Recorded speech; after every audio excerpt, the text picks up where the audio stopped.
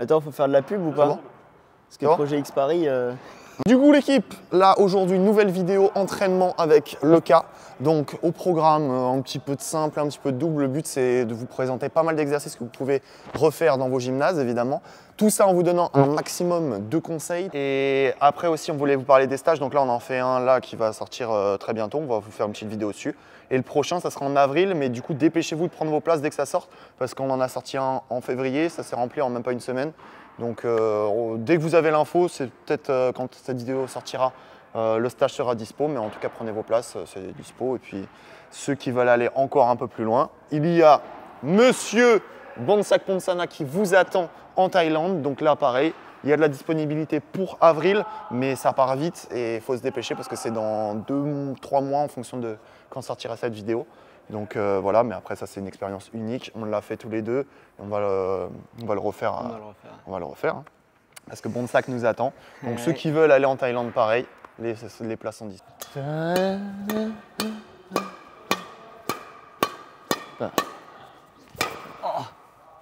Du coup, à chaque fois je vous dis dans les vidéos, qu'est-ce que c'est un amorti avec du poids et de la vitesse. À chaque fois je parle de poids et de vitesse. Regardez, en gros c'est ça. C'est-à-dire c'est pas un truc qui est tout mou. Regarde, vas-y le cas, mets-toi en face s'il te plaît. Je te montre. Donc en gros, un truc tout mou, ça va faire un truc comme ça. Vous savez, ça fait vraiment un truc montant puis descendant. Là, ce qu'on veut, c'est vraiment ça, regardez. Quand vous faites un amorti, toujours du poids et de la vitesse. Bam, j'avance dedans. Vous avez vu, ça tombe au moins après la ligne de service. Mais ce qui fait que mon adversaire, il ne peut pas prendre le filet aussi facilement. Il ne peut pas prendre la bande comme ça. Parce que forcément, si vous jouez proche de la ligne de service, c'est plus difficile pour l'adversaire d'aller prendre la bande. Mais par contre, si vous jouez là, si vous jouez vraiment proche de la bande, mon adversaire il a juste à mettre les jambes et hop, il fait un contre-amorti. Et derrière, je suis niqué parce que j'arrive du fond de cours, je peux pas. Donc, tac, là je suis là, hop, je rentre dedans et j'appuie mon volant. Tac. Vous avez vu, c'est pas des demi-smatchs, hein, mais on cherche vraiment à ce que ça tombe rapidement au filet et après ça ralentisse. Vous avez vu, là ça passe vite au filet et après ça ralentit. Ok, c'est pas ça. Parce que ça, c'est l'adversaire, il a énormément de temps pour y aller. Allez, du coup, travail des trajectoires. là pour l'exercice, donc on va bosser les trajectoires comme je vous disais tout à l'heure sur l'amorti. Donc, Kylian, il a 3 zones, fond de cours côté revers, fond de cours côté coup droit et filet côté coup droit. Moi, je suis ici à peu près en poste fixe, j'envoie de façon aléatoire dans ces 3 zones-là. Lui, il envoie toujours avec des bonnes trajectoires sur ces 3 zones. Ok? Prêt? Travail sur 2 minutes 15, ça suffit. C'est juste un travail pour bosser vos trajectoires et ça va vous bosser un petit peu physiquement aussi. Donc là, tac, j'envoie ici, je peux continuer. Hein. Et par contre, il faut que c'est les 2 minutes 15, ça soit 2 minutes 15 de façon continue. Après, il contrôle là-bas et je peux envoyer là-bas. Ok? Après, si vous êtes un petit peu moins fort, au départ, vous laissez pas mal de temps sur vos lobes. Vous voyez, je vous laisse du temps là. Après, si vous vous améliorez, vous pouvez travailler un petit peu plus dans la vitesse. Tac. Là-bas, je peux le mettre un petit peu plus dans le retard si vous voulez me travailler aussi un peu le revers. Oh, et... Voilà, par contre, je fais énormément de fautes, si je peux me permettre. Tac. Là, il contrôle. Voilà. Et vous avez vu, il y a toujours du poids et de la vitesse sur les amortis. Là, tac. Vous avez vu, c'est jamais mou. Et là, du coup, ça lui permet d'enchaîner bien ses frappes. Pour aller au filet, c'est facile. Vas-y, enchaîne. Donc ça c'est vraiment un travail de simple, pour ceux qui veulent bosser simple homme, simple dame. Ça c'est hyper intéressant. Tac, là je maintiens, je contrôle là-bas. Ok. Et puis si c'est trop compliqué, il y a toujours des étapes intermédiaires. L'étape intermédiaire, ça va être de façon comme si c'était une routine. C'est-à-dire que je vais envoyer fond de cours là-bas, filet ici, fond de cours là-bas, filet ici. Regardez, ça fait ça. Donc là, c'est vraiment la base des bases. Ça, c'est le premier travail que vous pouvez faire. Routine, tac, et après j'envoie là-bas. Hop, je le remets au filet, ça fait un V en fait. Tac, et là. Ok, ça c'est le premier travail. Après, deuxième travail, si vous voulez avoir un petit peu plus d'incertitude, j'envoie de façon aléatoire en fond de cours, mais j'envoie toujours une fois derrière, une fois devant. C'est-à-dire, là-bas c'est aléatoire, tac, mais toujours je le ramène. Après, je peux renvoyer là-bas si je veux, mais toujours une fois devant, une fois derrière. Oh, et après, troisième étape, pour ceux qui veulent aller encore plus loin, bam, on travaille de façon aléatoire sur cette zone-là. Donc ça, c'est un travail de simple. Après, évidemment, vous pouvez faire l'autre côté. parce que là, on a bossé sur un L avec le filet côté coup droit pour Kylian. Maintenant, on peut faire l'inverse, filet côté revers. Voilà, toujours du poids, de la vitesse. Et au filet, c'est pareil, hein, il cherche la ligne de service. Il ne cherche pas forcément la bande du filet, mais par contre, il faut que ça rase la bande du filet. Vous avez vu, en termes de hauteur, voilà, c'est pas très haut. Okay, et après, là, il peut tenir longtemps. Après, je vous ai dit hein, tout à l'heure, le travail, vous pouvez le faire sur 2 minutes 15. En réalité, ça dépend de ce que vous voulez travailler. Si vous voulez travailler la qualité dans l'effort, donc c'est-à-dire un travail de qualité de trajectoire tout en étant fatigué, vous allez par exemple mettre un exercice de pré-fatigue, donc avec des, je sais pas, ça peut être des squats sautés, des fentes, voilà, un travail au début, puis ensuite un travail un petit peu plus long. Un travail sur 3-4 minutes et après vous changez les rôles. Tout en faisant juste avant des exercices comme squat sauté, vous en faites une vingtaine et puis après vous démarrez sur cet exercice-là. Ça peut fonctionner aussi. Ok, maintenant on passe sur le double. Donc ceux qui veulent faire plutôt des exercices de double parce que vous êtes spécialiste double, vous pouvez travailler aussi pareil à deux sur ce même type d'exercice. Je ne vais pas changer grand-chose, mais vous allez voir, ça va être un petit peu différent. En gros, je me place moins proche du filet, je vais plutôt m'écarter en mode défense. Donc je suis plutôt ici en mode défense. Et Kylian, plutôt faire des amortis, va faire plutôt demi-smatch. Demi-smatch, et moi je vais faire défense tendue. Donc ce qui fait que lui, il a une zone à couvrir, donc fond de cours coup droit, fond de cours revers et mi-cours revers. Et moi j'envoie du coup dans ces zones-là. Et lui, il descend toujours les volants. Donc avec pareil du poids et de la vitesse, mais plutôt en mode demi-smatch. Donc c'est bon, je lève, je suis en mode défense, pam, et là je rentre dedans. Tac, vous avez vu ces trajectoires-là. Après je relève et j'envoie aussi fond de cours là-bas. Ok, donc là c'est vraiment fond de cours, mi-cours pour lui. Il descend vers les volants. Et ok, et j'envoie aussi fond de cours là-bas. Et après, il a le droit de bloquer aussi. Hein. Oh, ah, il a le droit de bloquer, évidemment. Ah, hey. Ok. Vous avez vu, à chaque fois, je rentre à plat. Là, parce qu'en double, vous n'allez pas faire fond de cours, filet. Ça n'arrive pas ou presque pas. Donc, du coup, vous allez plutôt faire fond de cours, mi-cours. Pour ça, on essaye de reproduire quand même ce qui se passe en match, parce que sinon c'est compliqué. Après, pareil, hein, l'autre côté. Et comme je vous disais tout à l'heure, en première version, sur cet exercice-là, vous faites une routine. Donc, fond de cours, mi-cours, fond de cours, mi-cours. Ça fait, il tape, pam, mi-cours, et après, pareil de l'autre côté. Il smash croisé, pam, mi-cours, il contrôle. Ok? Une fois que vous avez fait ça, pareil, deuxième option, fond de cours aléatoire, mi-cours toujours ici. Donc, à chaque fois, il fait demi-smatch en fond de cours et bloc à mi-cours, mais par contre, je lève de façon aléatoire en fond de cours. Tac, bam, et je peux relever là-bas si je veux. Bam, bam, et là-bas. Ok? Donc ça, c'est version double. Ceux qui veulent bosser un petit peu plus le double. Quand vous êtes en simple, il faut toujours être assez bas sur les jambes, fléchi, avec les pieds assez écartés. Regardez, parce qu'en fait, dans ce qu'il vous dit, Kylian, vous êtes trop comme ça. Des fois, je vous vois en match, vous êtes là. Bam. Non, restez bas sur les jambes, hein, comme il vous dit. Hein. Parce que là, vous pouvez partir en bas sur les jambes, tac, je peux pousser. Mais si vous êtes ici, il faut que je me baisse et ensuite je parte. C'est plus compliqué. Et puis, n'hésitez pas aussi à toujours être bien gainé sur le fond de cours pour pouvoir faire des bonnes trajectoires accélérées qui descend avec toujours du poids. Et pareil, on ne s'écrase pas quand on arrive au filet, on est vraiment très stable, on est fléchi, on a le buste droit et on essaie de pousser avec les jambes. Ouais, parce que c'est pareil, des fois, on vous voit arriver au filet, vous faites un amorti fond de cours, et là, vous arrivez au filet,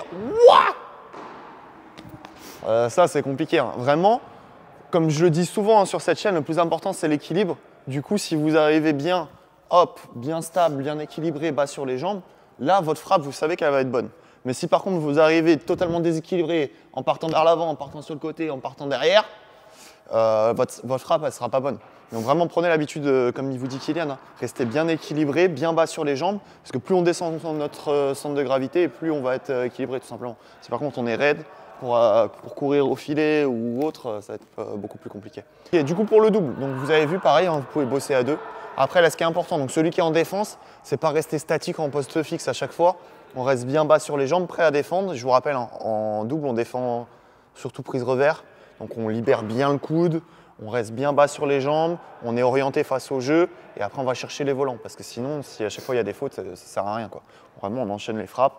Je défends vers l'avant et puis après, pour celui qui bosse, celui qui est en attaque, du coup, vraiment enchaîner ses frappes. Je vous dis souvent ça sur les vidéos d'analyse.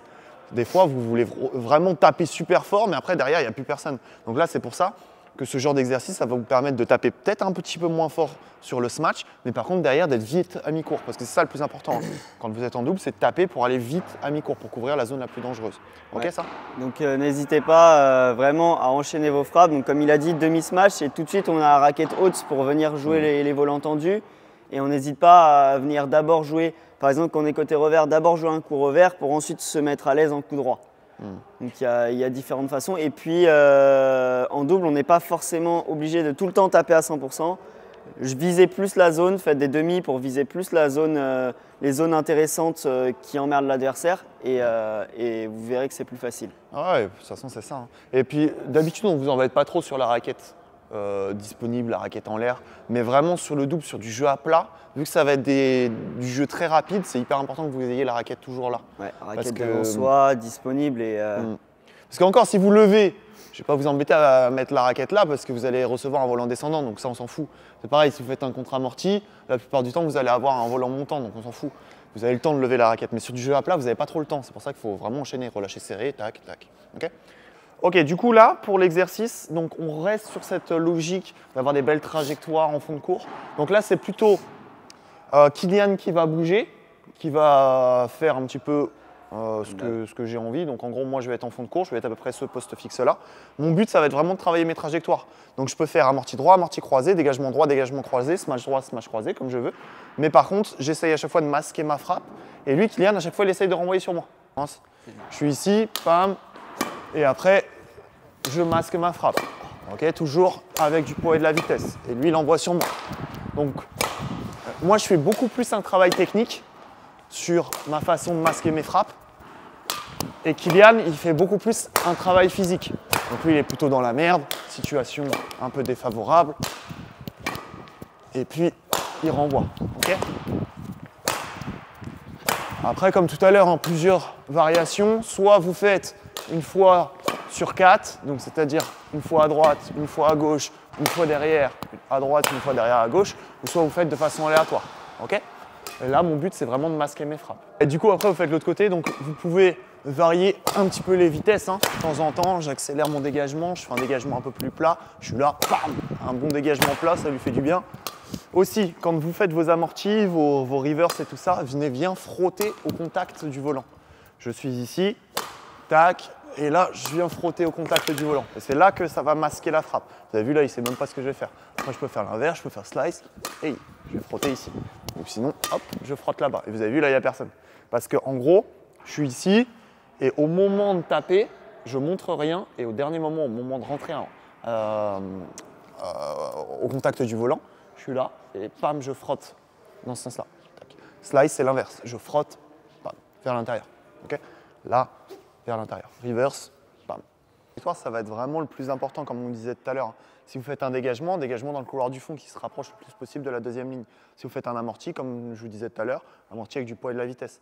Après, au fur et à mesure, vous pouvez travailler sur masquer votre frappe, donner le moins d'informations possible à votre adversaire, mais déjà de base, faites des choses simples. Comme je vous dis à chaque fois, faites des choses simples mais bien faites. C'est-à-dire un amorti bien fait, un dégagement bien fait. Ok, ça c'est hyper important.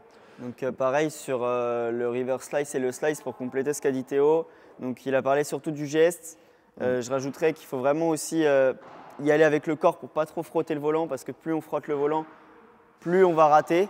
Le but c'est vraiment de l'accompagner avec le corps tout le temps et toutes les frappes. C'est pareil quand vous faites un dégagement, c'est avec la rotation, on avance dans le volant. C'est pareil sur plein de frappes offensives. Eh oui les gars, vous êtes trop gentils là. Faut s'énerver sur le sujet, on est là, bam, on rentre dedans. C'est important ça.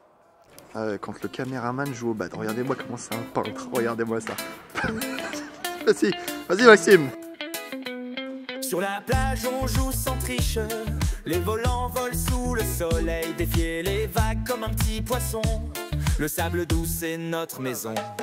Amorti sous plein de petits bijoux. La raquette en main, y a rien de fou. Au service tu mets les voiles. À chaque point ton sourire s'étale. Smash, smash, smash dans le sable doré. Le vol en vol léger comme un été. Service malin et amorti parfait. Badminton de plage, tu m'as ensorcelé. Donc là, travail de multivolant tout simple. On va juste travailler la technique pour Kylian. Donc juste, il tape, il se replace, il tape, il se replace. Son but, c'est de varier les frappes. Donc amorti, smash, dégagement, ce qu'il veut. Mais il ne faut pas que j'arrive à voir ce qu'il va faire, tout simplement. Allez, c'est parti. Donc il est là, pam, et il varie. Tac, et il varie. Donc vraiment, ayez la même préparation quand vous travaillez. Même préparation et après on varie. Même préparation et on varie. Ok. Bam. Vous avez vu, il varie bien. Tac. Il a la même préparation, il tire son coude. Tac. Et après, il travaille sur les trajectoires. Ok.